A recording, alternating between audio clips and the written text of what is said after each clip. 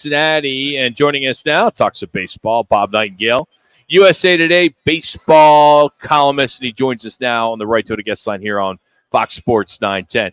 Bob, before we get into some Diamondback talk, I just want to first, you had a story recently about Elly Cruz of the Reds and basically what he may do next. And you noted that he's the first player with at least as many home runs as stolen bases in 1 month, which hasn't been done since the 1900s in one. But if you were going to kind of compare him to somebody, who would you compare him to at this point in his young career? No, he reminds me of, and I'm going back now, is when I was covering Kansas City Royals, it was Bo Jackson.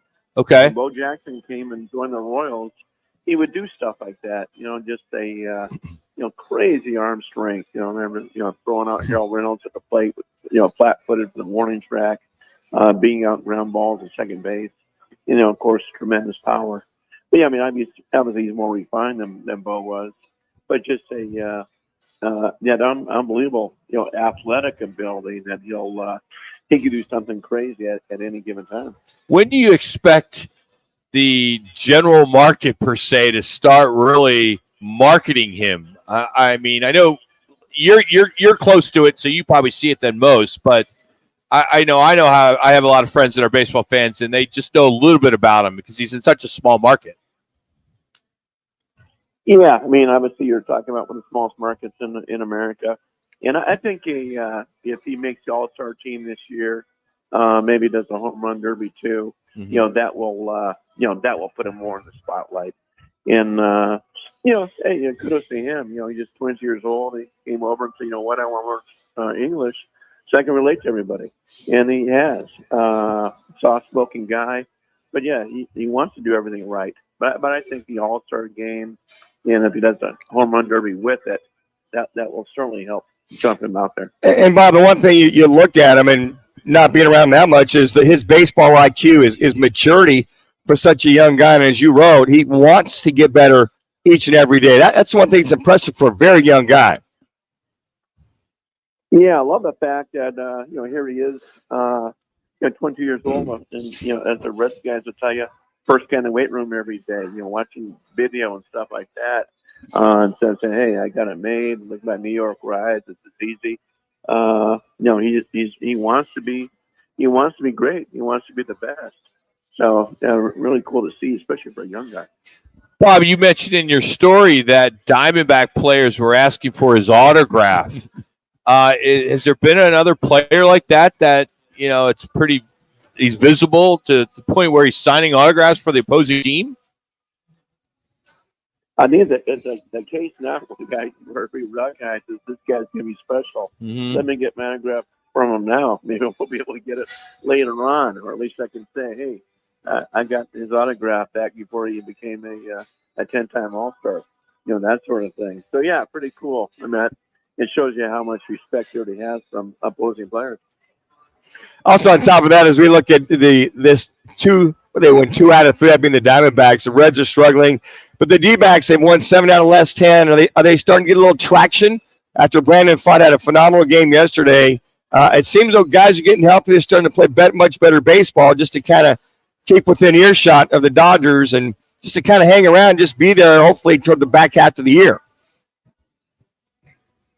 Yeah, now they got to start being up on teams besides the Rockies and Reds. Yeah, they won 5-1 against the Reds. Won 5-2 against the Rockies, that sort of thing. So yeah, I mean they start getting beat some other teams. They're coming around. A little bit of a slow start. Still a very good team, and you look around. Outside about 4 or 5 teams in baseball. The wild card pictures are wide open for everybody. So there's no reason why the Diamondbacks, especially getting some guys healthy, getting a guy like Montgomery, because he missed all spring. Once he gets settled in, if Rodriguez comes back at some point, they should be just fine. Bob, what do you say to Diamondback fans that are wondering what's going on with Corbin Carroll? They sat him yesterday. He's batting 193, 8 stolen bases. Just really, really off to a slow start, especially after what he came off of last year. Yeah, I think we did last year kind of spoil people. Mhm. What he did, but you're seeing that just how tough pitching is, particularly for young guys. I mean, the Orioles bring up Holiday. He was last about 3 weeks. Back in the minor. Texas had the 2 kids doing nothing. Cheerio for Milwaukee hasn't done much at all. It's just tough. I mean, even Rodriguez for Seattle, has not lived up to the potential he showed early on. But just people make adjustments. You got to make them back. But I've talked to a bunch of scouts and other people around the game that have seen Carroll, and I say, what's wrong with him? And nobody sees anything. He says, you know what? A little bit of a slump, people busting balls inside on him. He's probably putting some pressure on him. But nobody sees a drastic thing wrong. Like, okay, this guy's really a mess. Nobody, I've heard one soul say that. Everybody says he'll be fine. He'll be fine. Bob Nightengale is our guest, USA Today baseball columnist on the Right Toyota guest line. Bob, take me around the league then, and it seems now that the so-called top teams are beginning to do exactly what everybody is expecting of them to do. Is there a surprise team early here in the season for you? Well, probably my two biggest surprise in the Central one would be Kansas City Royals. Lost 106 games last year. Here they are, about 8 games over 500 and hanging around the division lead. In Milwaukee, I mean, here's Milwaukee. They trade away, former Cy Young winner Corbin Burns, lose Brandon Woodruff, lose Wade Miley, don't have their all-star closer Devin Williams. 3. And look what they're doing. They're going to seem like they overachieve every year. They're doing it once again. So those two teams probably jump out the most to me.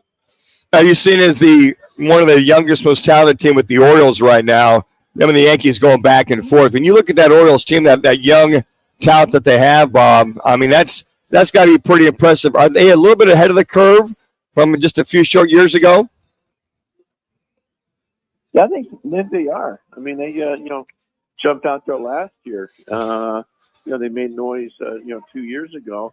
Like, okay, they're starting to get ready, and then 101 games, so winning that, particularly in the AL East, and they're pretty much on pace to do the same thing. So yeah, I think it's the most young talented team in all baseball. It reminds me so much of what Houston Astros. They completely tanked there for 3 years, lose over 100 games. Then they came in juggernaut. The Astros got 7 straight ALCS appearances, and I think Baltimore is poised to do the same. I would still like them to get one more, maybe veteran starter, certainly a veteran closer, and I think they have a good chance they may to win a World Series. So, Bob, I got to ask you, yesterday's game, 1 hour, 59 minutes, the shortest game for the D-backs this year, and you got to go back to like 2008 for something even less than that.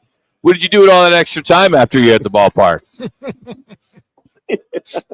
Actually, sitting there writing about Elly with Cruz, the things went so fast. But, it's amazing because you're at the Chase Field. They cut off those beer sales in the 7th inning. You better hurry up and drink fast. Great point. Bob, thank you as always for making time. We appreciate you. Sure, my pleasure. Bob Nightengale. Follow him on Twitter, X, B as in Bob Nightengale on Twitter. Appreciate USA Today baseball. Columnists coming up. We'll give you a quick update on the NFL schedule. Are driving the